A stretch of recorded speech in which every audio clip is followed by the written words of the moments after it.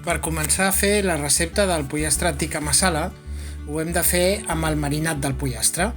Posem la carn tallada a trossos grans en un tàper, amb gingebre picat i all, i una culleradeta de les següents espècies en pols: pebre de caiena, garam masala, cilantre, cúrcuma i també una mica de sal i pebre. El següent pas del maridatge és barrejar el pollastre especiat amb un iogurt i reservar-ho a la nevera un mínim de 2 hores i un màxim d'entre 12 i 14. Nosaltres el deixarem 5 hores.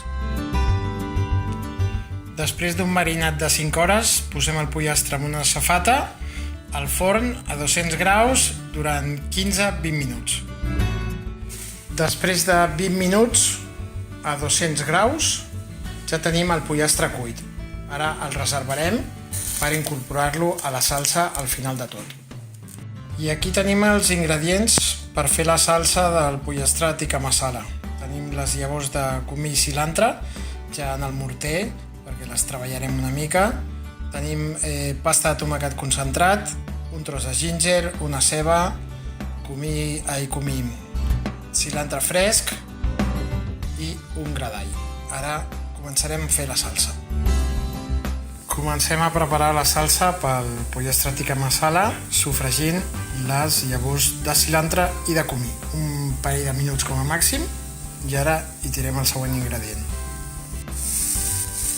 Seguim amb el procés de la salsa posant la ceba, el ginger i l'all ben picadet. Us ensenyo ara com està i després quan acabem.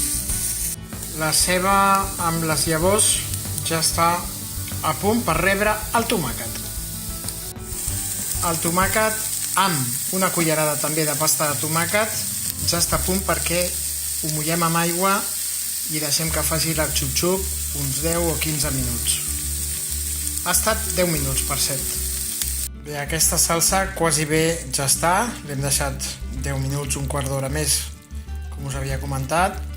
Ara hi afegirem una mica de crema de llet i hi posarem els trossos de pollastre. I aquí ho tenim, hem posat uns 50 mil·lilitres de crema de llet i hem incorporat el pollastre i ho deixarem que faci una mica de xup-xup 5 minuts.